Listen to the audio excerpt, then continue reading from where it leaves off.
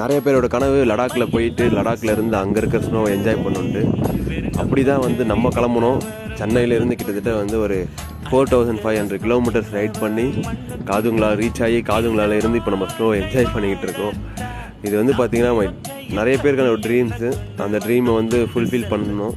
கண்டிப்பாக எல்லோரும் வந்து சொல்லுவாங்க, எப்படியாச்சும் வந்து நீங்கள் இந்த ரைடர்ஸ்க்கான ஒரு இது சொல்லுவாங்களே, அந்த மாதிரி தான் நான் இந்த ட்ரீமை வந்து இந்த ஸ்னோவோட செம்மையாக என்ஜாய் பண்ணிகிட்ருக்கேன்.